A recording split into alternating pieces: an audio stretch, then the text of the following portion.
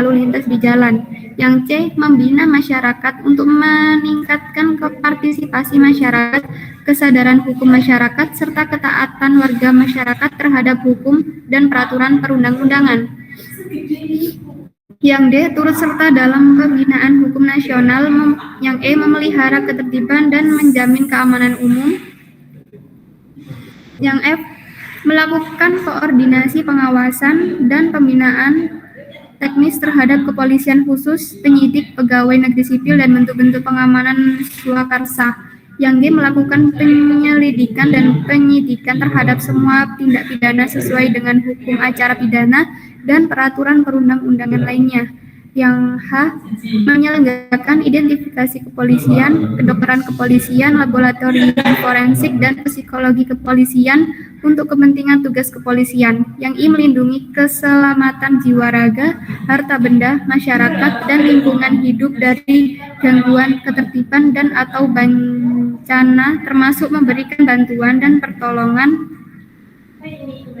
dengan menjunjung tinggi hak asasi manusia. Yang J. Melayani kepentingan warga masyarakat untuk sementara sebelum ditangani oleh instansi dan atau pihak yang berwenang. Yang K. Memberikan pelayanan kepada masyarakat sesuai dengan kepentingannya dalam lingkup tugas kepolisian serta melaksanakan tugas lain sesuai dengan peraturan perundang-undangan. Selanjutnya yaitu mengenai etika pelayanan terhadap pencari keadilan. Hukum memberi wewenang kepada polisi untuk menegakkan hukum dengan berbagai cara, dari cara yang bersifat preventif sampai represif, berupa pemaksaan dan penindakan.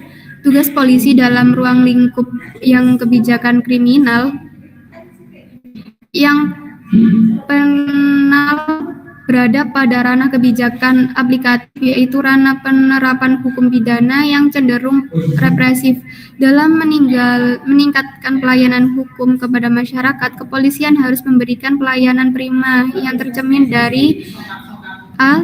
Transparansi, semua hal hasil dari penguatan instansi, terobosan kreatif, peningkatan integritas, bertujuan untuk meningkatkan pelayanan publik kepada masyarakat sehingga semua pengerjaan diawasi langsung oleh masyarakat. Yang B. Akuntabilitas, dapat dipertanggungjawabkan sesuai dengan ketentuan peraturan perundang-undangan. Yang C. Kondisional. Yang D. Partisipatif, untuk mendorong peran serta masyarakat dalam menyelenggarakan kegiatan pelayanan publik dengan memperhatikan aspirasi, kebutuhan, dan harapan masyarakat. Yang E. Kesamaan hak, tidak diskriminatif dalam arti tidak membedakan suku, ras, agama, gender, dan status suami. Yang F. Keseimbangan hak dan kewajiban, pelayanan yang mempertimbangkan aspek keadilan antara pemberi dan penerima pelayanan publik. Yang selanjutnya pada pembahasannya akan dijelaskan oleh teman saya.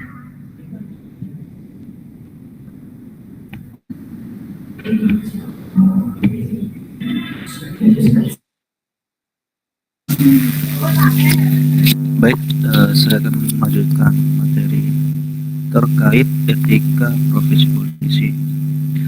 Itu beberapa etika penting harus dipegang teguh terhadap rekan-rekan polisi. Ada beberapa poin. Yang pertama itu saling menghormati dan menghargai, di mana sesama polisi itu harus menghargai latar belakang seseorang, baik dari agama apapun, dari ras apapun. Dengan kerjasama, semua job desk yang ada di polisi harus saling berkaitan dan harus bisa koordinatif dan kerjasama. Yang ketiga, kerahasiaan.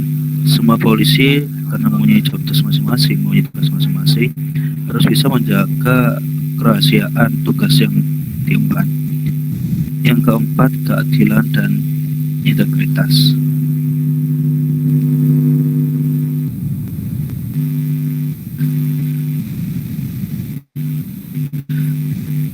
Yang dimaksud keadilan dan integritas yaitu rekan polisi harus menjunjung tinggi keadilan dalam menjalankan tugas-tugas kepolisian.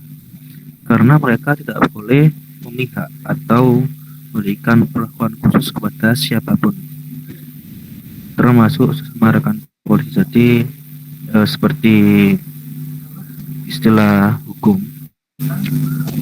dimanapun itu sama rata, tidak memandang jabatan.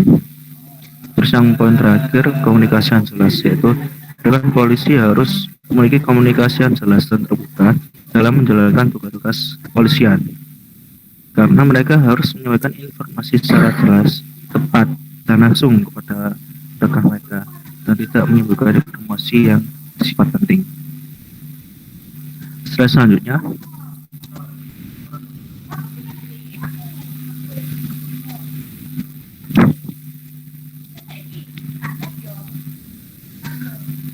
untuk selanjutnya yaitu tentang pengawasan polisi atau bisa disebut Kompolnas.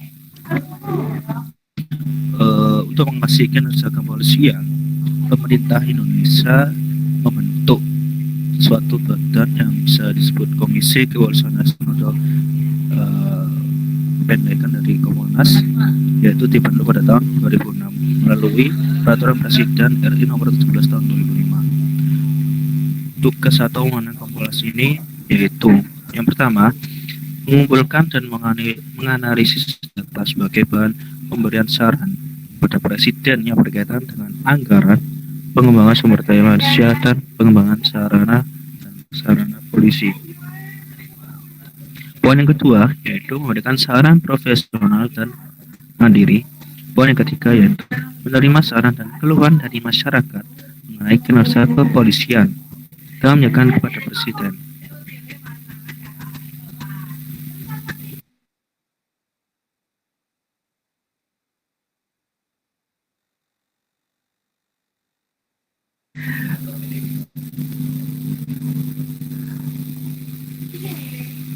Di Indonesia, Kompolnas tidak menjadi lembaga pengawas yang efektif karena tidak memiliki fungsi pengawasan.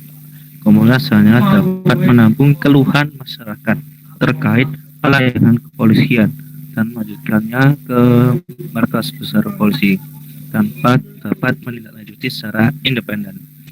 Selain Komisi Kepolisian di negara demokrasi, biasanya terdapat dua bentuk pengawasan lainnya, yaitu pengawasan internal maupun eksternal yang saling melengkapi. Mekanisme pengawasan eksternal pada level kebijakan dan politik dibutuhkan untuk menghindari pimpinan kepolisian mengelak dari investigasi atau umum polisi yang melakukan kejahatan dilaksanakan oleh DPR dan Presiden. Untuk eksternal secara teoretik dapat memberikan kesetaraan yang lebih besar dalam investigasi akan tuduhan serius ataupun kejahatan polisi, dan dapat dipastikan mendorong petugas polisi untuk memberikan alat bukti kejahatan yang dilakukan petugas lainnya. Selanjutnya,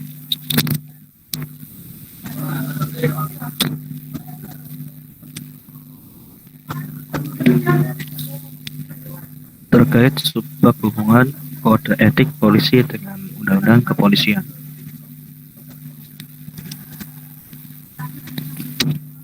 Kode etik profesi Polri yang disebut KEPP adalah norma-norma atau aturan dari satu kesatuan landasan etika atau filosofis yang berkaitan dengan perilaku maupun ucapan mengenai hal-hal yang diwajibkan, dilarang, patut atau tidak patut dilakukan oleh anggota Polri dalam melaksanakan tugas, kewenangan dan tanggung jawab jabatan. Tujuan dari kode etik ini yaitu berusaha meletakkan etika kepolisian secara proporsionalitas dalam kaitannya dengan masyarakat, dan bagi polisi berusaha memberikan bekal keyakinan bahwa internalisasi etika kepolisian benar, baik dan pokok. Undang-undang kepolisian disusun mencakup pokok-pokok konsepsi kepolisian. Pertama, untuk tujuan. Kedua, landasan ide filosofis ketika kedudukan dan susunan. Keempat, fungsi tugas dan asas pelaksanaan tugas. Kelima, wewenang dan tanggung jawab. Keenam, pembinaan profesionalisme dan hubungan, yang semuanya itu harus bersumber pada ideologi negara maupun Undang-Undang Dasar 1945 sebagai konstitusional serta aspirasi yang berkembang dalam tata kehidupan masyarakat. Pelaksanaan peraturan disiplin oleh anggota Polri juga dapat dijadikan sebagai salah satu parameter untuk menilai profesionalisme anggota Polri dalam melaksanakan tugas dan fungsinya. Selanjutnya, berikut dari pemaparan kami terkait etika profesi polisi.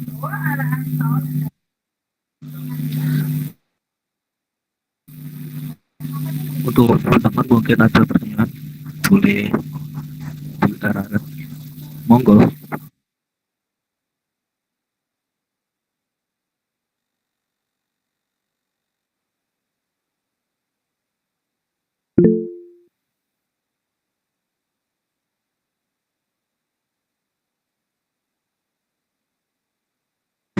Ya, silakan.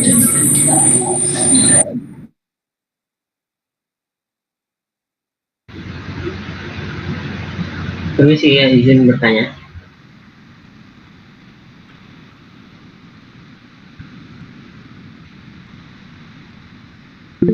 Halo. Silakan. Oke, ya. Ini izin bertanya pada kelompok 8. Ya. Tadi sudah dijelaskan terkait dengan etika kepolisian. Nah, salah satu hal yang menarik menurut saya adalah terkait dengan pengawasan polisi. Kita tahu bahwa memang setiap lembaga pemerintah itu pasti ada satu lembaga lain yang itu bertugas untuk mengawasi, dan semuanya, dan termasuk dalam hal ini adalah di bidang kepolisian. Di area kepolisian ini itu ada lembaga pengawas polisi namanya Komisi Kepolisian Nasional atau Kompolnas. Nah, Kompolnas ini berwenang untuk mengawasi mengawasi bagaimana sih kinerja dari kepolisian kita ini. Gitu. Nah, pertanyaannya adalah ketika kita ya sebagai mahasiswa hukum yang nantinya akan menjadi praktisi di bidang hukum, itu ketika melihat suatu kejadian, misal dalam hal yang sederhana aja yang sering kita temui itu polisi lalu lintas, itu, nah di situ kadang kita menemui tindakan-tindakan, perbuatan-perbuatan yang dilakukan oleh polisi yang itu sangat tidak mencerminkan seorang polisi yang profesional, dan mungkin tanpa kita mengetahui bagaimana etika mereka, etika profesi polisi itu sendiri, kita udah tahu bahwa sebenarnya memang ada dasar-dasar etika atau moral ya. Nah, itu karena bersumber dari moral. Nah ini terus kita sebagai mahasiswa hukum, sebagai praktisi hukum itu kita melihat ada misal di jalanan, kita lihat ada polisi yang melakukan tindakan yang tidak seharusnya, yang itu melanggar etika. Nah, dalam hal ini juga kita sebagai mahasiswa hukum, kita tahu etika dasar bagaimana sebuah profesi itu apa sih yang harus kita lakukan gitu. Apa sih yang tindakan yang bisa kita lakukan, karena beberapa kali kan kita sering lihat itu ketika salah satunya ada polisi gitu, salah satu polisi yang itu kemudian mereka oknum ya itu melakukan tindakan yang tidak sesuai dengan etika profesi khususnya polisi. Dan biasanya di zaman sekarang ya 2023 itu paling hanya dibuatkan video klarifikasi, kemudian juga ya diviralkan, akhirnya mereka ya si pelaku ini, si oknum ini tadi membuat video klarifikasi. Nah, berdasarkan etika kepolisian yang telah disampaikan dan juga memandang bahwasannya kita ini sebagai mahasiswa hukum yang nanti yang jadi praktisi hukum, bagaimana sih kita memandang hal ini? Bagaimana sih kita bertindak terkait dengan kejadian tersebut, terkait dengan fenomena itu? Ya, itu ya. Sekian, terima kasih.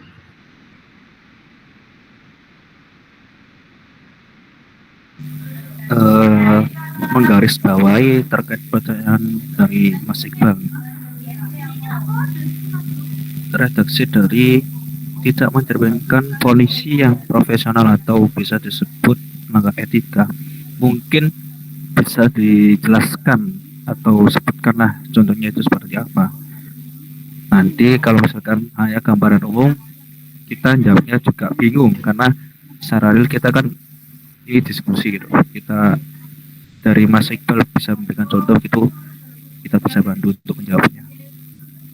Oke, ya, jadi contohnya lebih spesifik ya, maaf ya.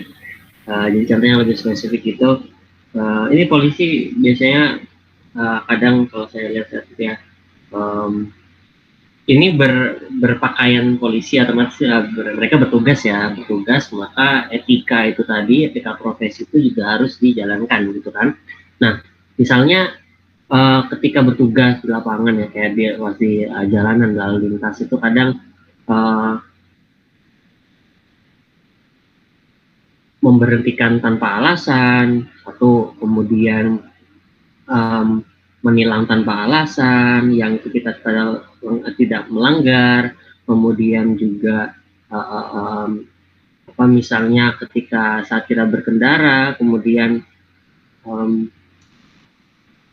polisi, misal salah satu polisi ini, oknum polisi ini menabrak kita atau menyenggol kita dengan kendaraannya, dan ya udah ditinggal gitu aja tanpa berhenti dan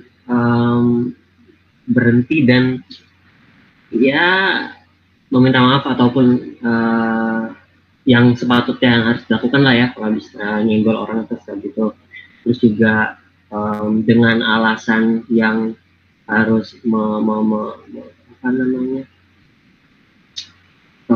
ya kurang lebih seperti itulah ya. Mungkin sudah bisa ditangkap ya.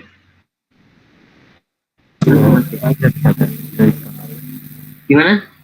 Putus-putus. Bisa dipahami, Mas Iqbal? Oke, ya, siap. Ya, makasih.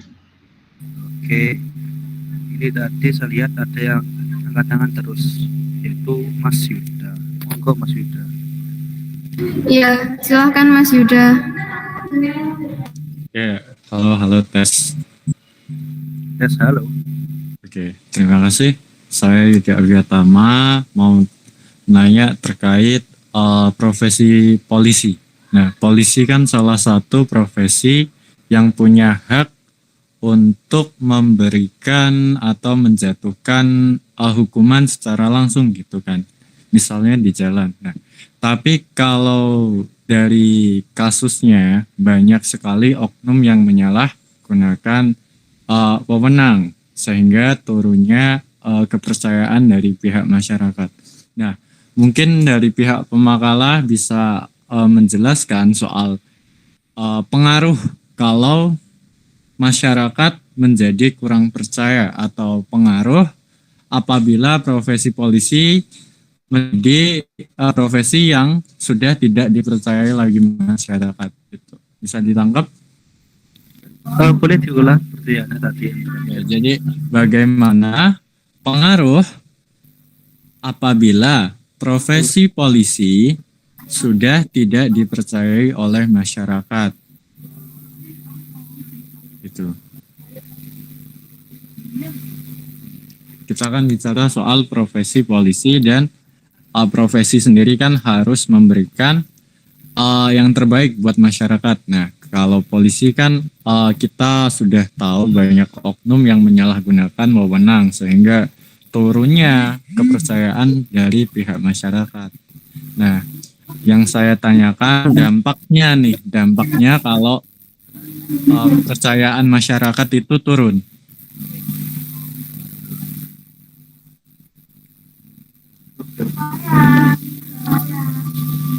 Bisa difahami ya, Mas? Cukup? Putus-putus Mas. cukup dari Mas Yuda terkait pertanyaan yang diajukan tadi. Ya, Mas. Oke.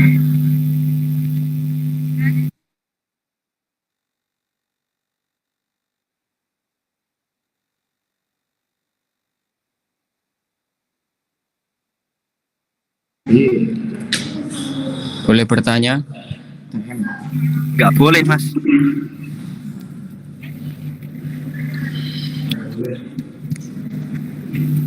Monggo, Mas, Mungkin monggo.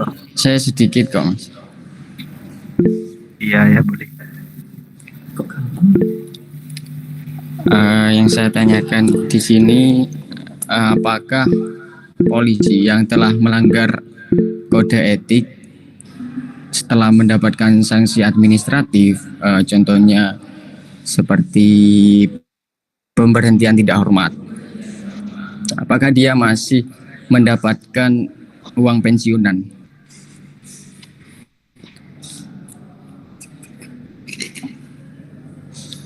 Oh, udah kacau nih.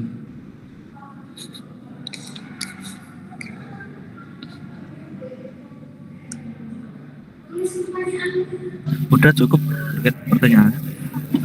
Ya itu cukup jelas ya. Jelas. Mungkin saya ulang lagi. Polisi yang telah melanggar kode etik dan mendapatkan sanksi administratif, apakah bisa mendapatkan uang pensiunan? Begitu Iya, ya? iya. Contoh kasus Sambo itu. Oke, terima kasih.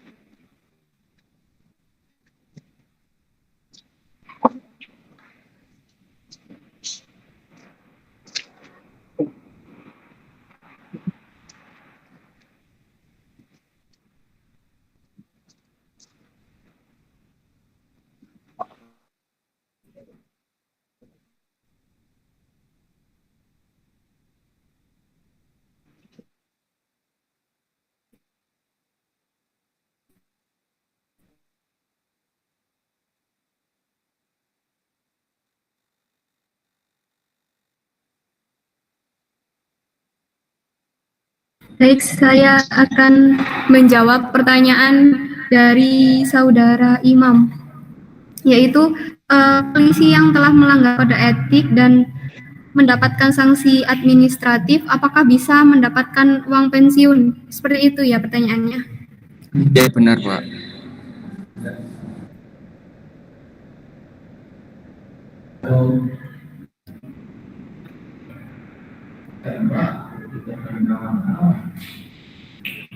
Di sini tuh tergantung pada hukum dan peraturan yang berlaku di negara dan sistem hukum tertentu. Biasanya ada peraturan yang mengatur hak pensiun bagi petugas penegak hukum, termasuk polisi, yang mencakup ketentuan-ketentuan terkait pelanggaran kode etik atau kesalahan dalam tugas mereka.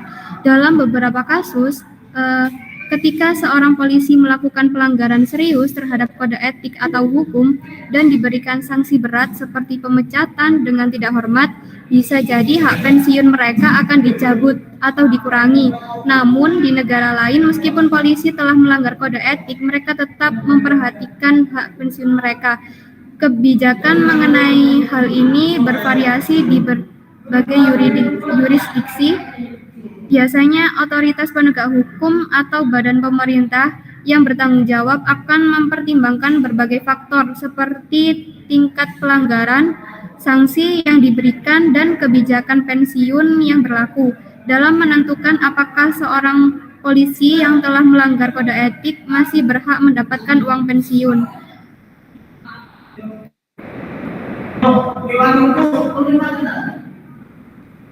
Begitu ya Mas Imam atas jawabannya.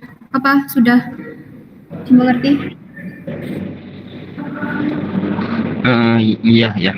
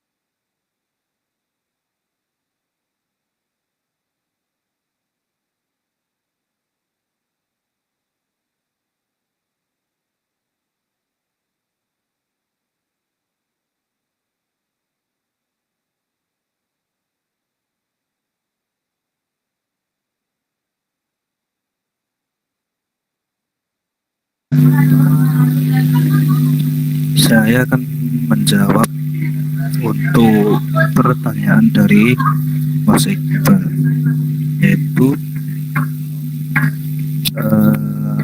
untuk pertanyaan saya akan ulangi, sebagai mahasiswa hukum yang menjadi kejadian di mana polisi tidak mencerminkan profesionalisme atau melanggar kode etik, apa yang bisa dilakukan oleh mahasiswa tersebut? Contohnya itu kayak menilang tanpa alasan, terus menabrak pengendara tanpa bertanggung jawab gitu. Ini kan secara praktikal ya, kita bisa menggunakan teknologi yang ada, HP kita atau gadget yang kita gunakan untuk mendokumentasikan kejadian saat itu terjadi, itu berupa foto, rekaman suara maupun rekaman video, karena dokumentasi ini bisa menjadi alat bukti kita kalau benar-benar polisi tersebut melanggar kode etik gitu. Terus yang kedua, kita sebagai mahasiswa hukum juga harus mempelajari terkait etika profesi polisi ini. Terkait aturannya itu aturan kode etik ini bisa dilihat dalam undang-undang, yaitu Peraturan Kepala Kepolisian Negara Republik Indonesia Nomor 14 Tahun 2012 tentang Kode Etik Profesi Kepolisian. Gitu. Di sana semua tertuang jika misalkan ada polisi yang memang melanggar kode etik, itu bisa disidang, gitu, bisa dilaporkan. Dan juga kalau misal itu terkait pelaporannya. Terus misalkan kita juga butuh kayak bantuan, kita juga bisa bantuan kayak organisasi seperti organisasi hukum, seperti kayak advokat gitu, karena memang polisi ini kan sebagai penegak hukum ya. Jadi orang-orang yang terlibat dalam penegakan hukum juga misalkan menyalahgunakan profesi yang dia jabat, juga harus diadili sesuai hukum yang ada, karena memang hukum tidak memandang bulu siapa yang terkena sanksi atau hukuman. Itu menurut saya, itu saya simpulkan, itu didokumentasikan. Terus yang kedua, kita harus mengetahui kode etik yang bagaimana yang sudah diatur oleh negara. Terus kita juga melaporkan ke pihak yang berwenang, yaitu mungkin bisa ke atasannya atau bisa ke otoritas yang berwenang seperti Kompolnas, karena di makalah sudah dijelaskan Kompolnas itu untuk secara realnya itu sebagai tempat pengaduan masyarakat atas kinerja polisi gitu. Itu bentuk yang bisa kita lakukan sebagai mahasiswa hukum. Bagaimana tanggapan dari Mas Iqbal?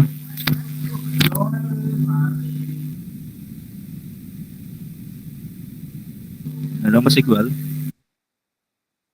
Ya, yang mau ya. Oke, tapi sebenarnya memang Kompolnas tadi memang menyediakan sebagai apa ya, fasilitator terhadap masyarakat, terutama ya seluruh masyarakat ya, masyarakat untuk bisa menampung saran, kemudian keluhan dari masyarakat terkait kinerja dari kepolisian. Dan memang ya seperti halnya suatu asas hukum ya, barang siapa yang mendalilkan maka ia yang membuktikan. Nah itu berarti memang betul bahwasannya bukti rekaman atau apa itu memang penting untuk sebagai apa ya istilahnya tuntutan dari kita untuk menuntut lah sebahasa lainnya. Ya, saya rasa cukup puas dengan jawabannya. Terima kasih banyak Mas Fardian. Oke, baik.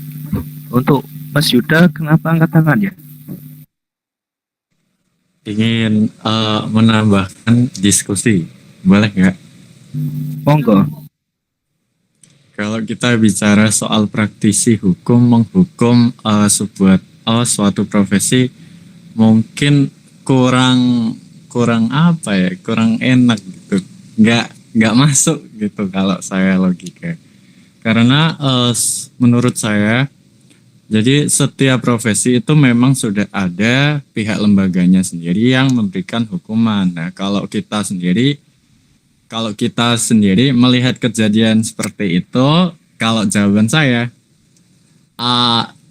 menyebarluaskannya gitu. Kalau enggak ya diam. Ada dua pilihan. Soalnya gini, kalau misal Mas Iqbal pengen jadi hakim, saya pernah ditanya gini, kalau misal ada kasus dan Anda itu hakim, nah Anda akan turun tangan, ikut campur atau tidak? Jawabannya tidak gitu.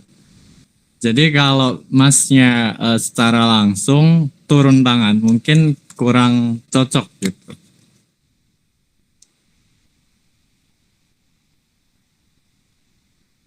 Jadi memang harus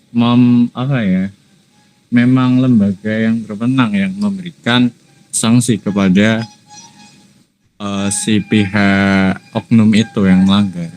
Jadi kalau dari pihak kita itu malah langsung, wah Pak, Anda salah gini, itu malah runyam gitu. Itu pendapat saya. Ya, boleh izin menanggapi ya. Ya saya cukup setuju juga sih sama Mas Yuda sebenarnya, dan tapi di sisi lain juga saya kurang setuju karena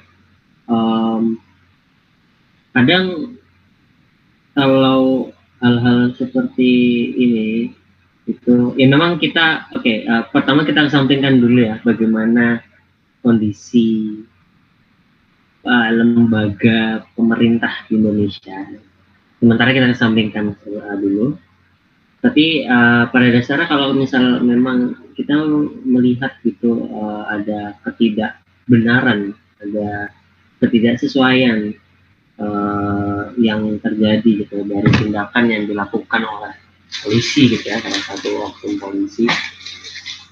Saya rasa untuk menjadi inisiator atau orang yang pertama mengungkap hal tersebut, maksudnya menegur hal itu dan lain sebagainya, itu saya rasa kalau kita lihat dari sisi salah atau tidaknya, sama sekali tidak salah gitu. Mungkin betul ya, memang menjadi runyam gitu ya, biasanya. Tapi tentu kita harus memposisikan kita tuh sebagai siapa sih dalam memberikan teguran dan sebagainya. Contoh kalau memang kita sebagai praktisi hukum, kita tahu hukum, berarti jadilah perwakilan dari masyarakat yang paham akan hukum, bukan menjadi salah satu pihak yang punya yang mengakui bahwa saya tahu hukum, saya advokat. Mungkin bahasanya dirubah seperti itu ya. Jadi kayak kita perwakilan dari masyarakat dan saya yang paham hukum gitu. Dan di situ mungkin di situ kemudian kita juga bisa menumbuhkan rasa kesadaran gitu bahwasannya kepada mereka, kepada oknum-oknum polisi ini, bahwa masyarakat kita ini sudah bisa bertindak gitu, bahwa masyarakat kita ini sudah bisa menegur gitu, enggak seperti kemudian diam dan bodoh amat ya. Mungkin beberapa ya tidak begitu peduli. Nah kemudian bagi yang memang punya rasa untuk membenarkan sesuatu yang salah dan memberikan kesadaran gitu ya, itu saya rasa masih cukup bisa untuk dilakukan dan tidak ada salahnya untuk dilakukan. Tapi tidak menutup kemungkinan memang itu akan membuat runyam gitu. Ya, izin interupsi juga. Saya setuju soal pendapat Mas Iqbal soal memang harus dari masyarakatnya juga ada tindakan. Tapi kalau dilihat ya, kalau secara nyatanya polisi kalau banyak oknumnya berarti pemerintah yang salah. Itu kalau menurut saya. Kenapa kok pemerintah salah? Nah, dari pemerintah berarti kalau dari pihak polisinya banyak yang melanggar, tandanya memang ada lubang yang besar dalam penerapan aturan. Jadi kalau banyak oknum itu memang harus dibenarkan dari pemerintah dulu. Pemerintah harus harus benar-benar menerapkan kebijakan itu baru dari pihak kepolisian. Nah, lalu apa tugas masyarakat? Tugas kita itu harus jadi orang yang patuh hukum. Nah, kalau kita memang udah patuh hukum, polisi itu untuk nyari kesalahan kita itu bakal susah. Nah, kita bisa gunakan itu untuk melawan oknum itu tadi gitu. Sekian dari saya.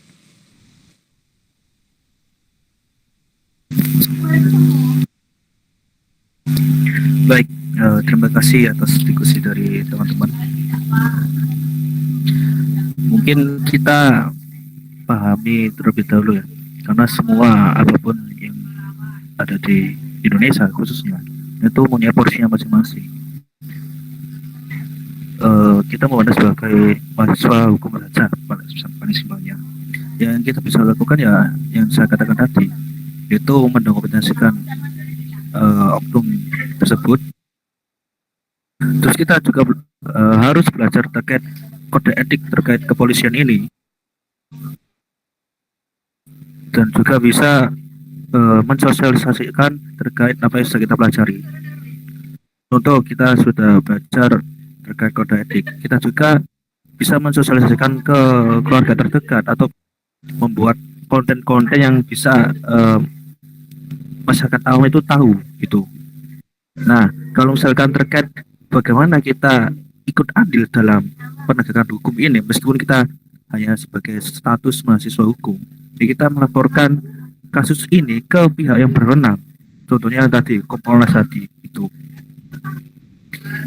Karena kita tidak bisa menghukumi kayak menghukum sendiri ya terkait oknum tersebut telah melakukan kode etik yang salah ya. Ya kita tidak berhak, yang berhak kan ada atasannya sendiri gitu. Itu menurut kami sebagai materi. Karena semua apapun yang ada di Indonesia, apapun yang khususnya hukum itu sudah ada alurnya masing-masing, sudah ada porsinya masing-masing begitu.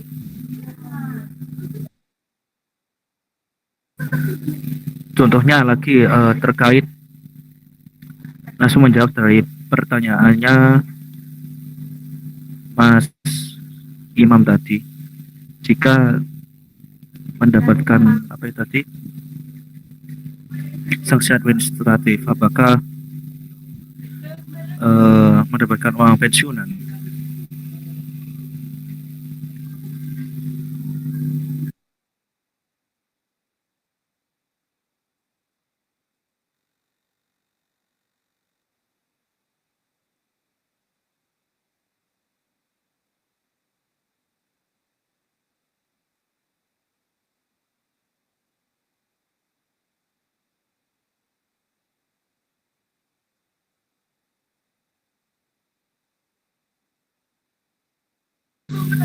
Mungkin seperti kasusnya Verdi Sambo ya, terkait pemberhentian tidak hormat atau bisa disebut PTDH, melalui contohnya ada secara real dari kasus Sambo tersebut. Dari hasil sidang Komisi Kode Etik Polri atau KKEP, kata putusan PDDH itu tidak mendapatkan uang pensiunan gitu ya, karena memang sudah melanggar benar-benar kode etik gitu. Karena juga memperburuk nama Polri juga di mata masyarakat. Itu menurut saya sebagai pemateri terkait apakah sudah melanggar kode etik dan juga mendapatkan sanksi administratif, terus apakah masih bisa mendapatkan uang pensiunan. Menurut kami sebagai pemateri tidak mendapatkan uang pensiunan karena sebagai bentuk sanksi dari administratif tersebut. Begitu dari kami sebagai pemateri. Bagaimana Mas Imam?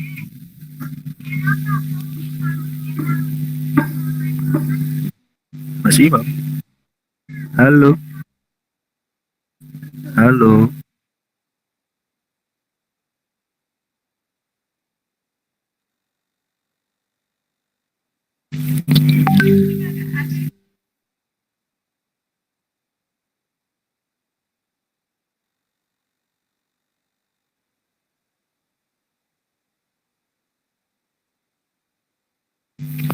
Oke, baiklah, karena mungkin Mas Imam juga lagi ada kesibukan yang lain. Untuk 3 pertanyaan sudah kami jawab dari audiens. Untuk selanjutnya, ini bagaimana Pak? Apakah dilanjut ke kelompok selanjutnya? Untuk kelompok selanjutnya apa sudah siap?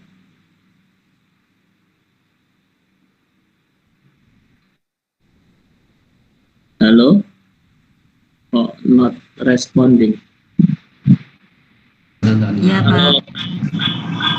Kalau tidak siap ya barangkali hanya satu kelompok saja. Tapi kalau sudah siap, tidak apa-apa. Silakan kalau memang mau menyampaikan.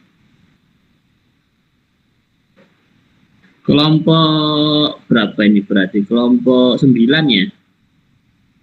Etika profesi apa? Jaksa. Iya, Pak. Mbak, siapa yang presentasi ini siapa nanti? Kelompok 9.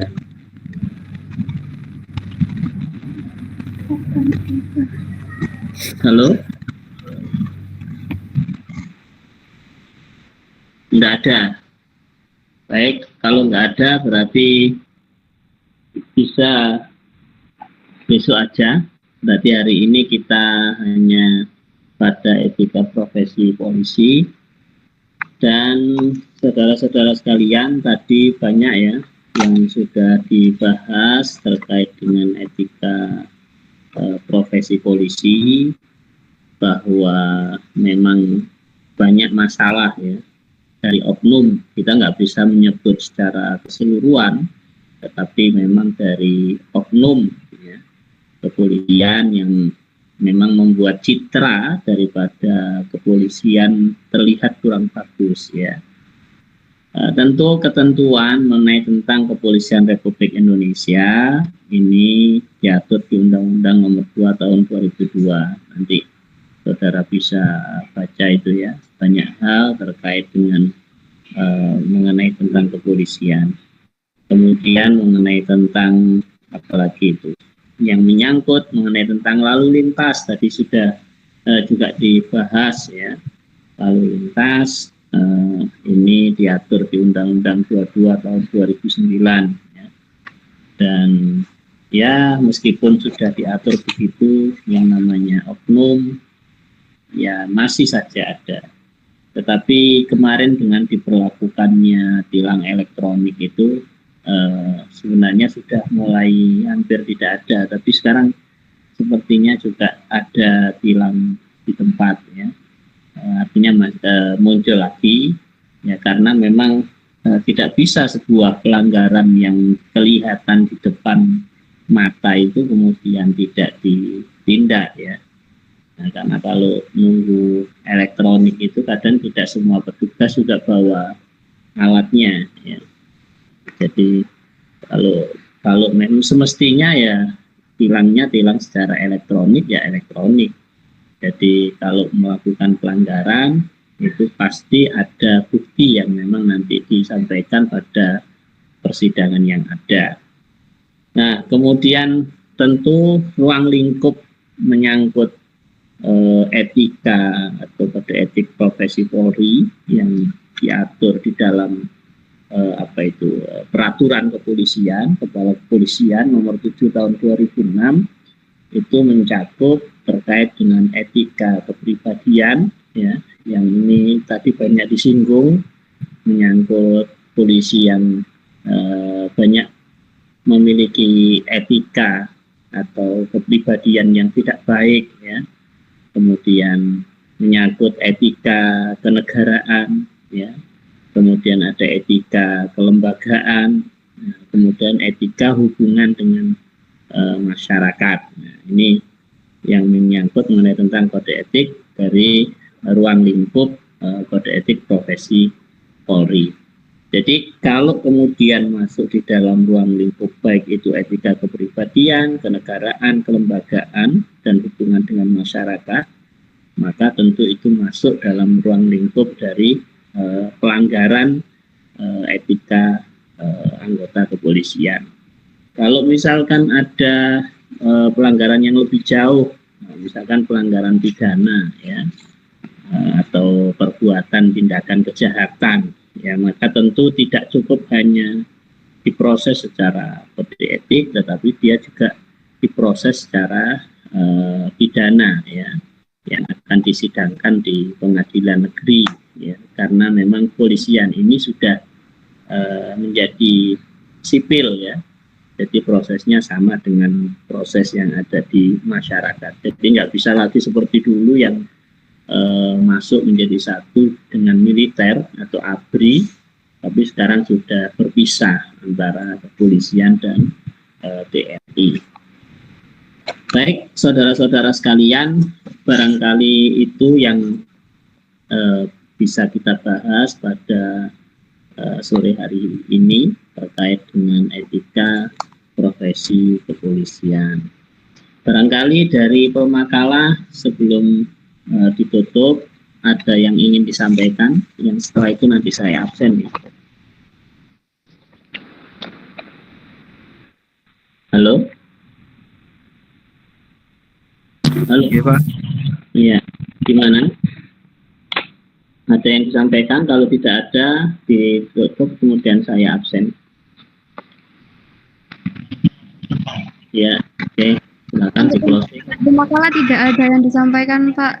Sekian dari kelompok kami. Apabila ada kesalahan atau mohon dimaafkan. Terima kasih. Assalamualaikum warahmatullahi wabarakatuh. Waalaikumsalam. Baik, saya absen, ya. Adinda, ada?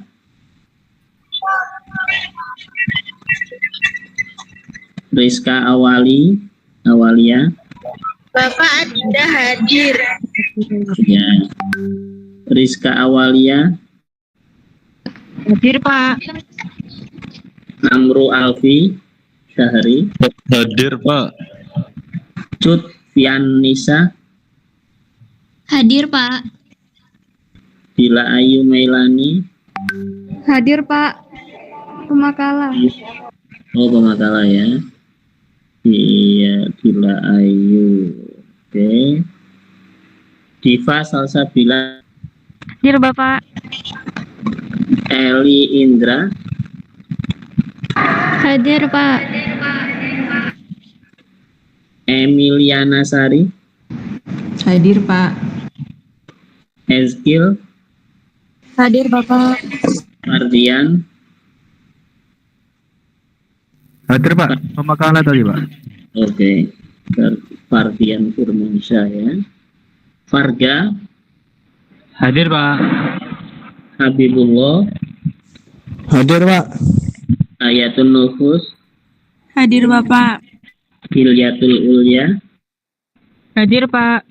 Imam Syahruwardi. Hadir, Pak. Indri Malita. Indri Malita, tidak ada. Julaiha. Hadir, Pak. Linggawati. Hadir, Pak. Lulu Masrufa. Hadir, Pak. Lucy Apriliani. Hadir, Bapak. Mamlukatun Nikmah. Hadir, Bapak. Maulid Filmatu. Saya, Pak, hadir. Oke. Kemudian Muhammad Afifuddin. Hadir, Bapak. Muhammad Ati Abdillah. Hadir, Pak. Muhammad Tayyibi. Hadir, Pak. Muhammad Arsyad. Hadir Pak. Muhammad Iqbal, Hadir Pak. Mustafa Heikal, Nahdia Nur Fadila, Hadir Pak. Yuda Afiatama, Ya Pak, saya. Zakaria Aji Pangestu. Ya Pak, hadir. Ada yang belum saya panggil barangkali? Mohon maaf Pak. Indri Malik Pak, nggak bisa Pak. Anaknya hadir, tapi mic-nya nggak bisa Pak. Oh ya, Indri Malita ya. Oke, ada lagi yang lain? Tidak ada? Ya, baik, terima kasih saudara-saudara sekalian. Kita nanti ketemu lagi minggu depan dan kalau memang siap 2 makalah nanti disampaikan ya. Jadi biar tidak menunggu lama kalau sudah selesai di makalah yang pertama. Terima kasih. Assalamualaikum warahmatullahi wabarakatuh. Waalaikumsalam warahmatullahi wabarakatuh. Terima kasih Pak.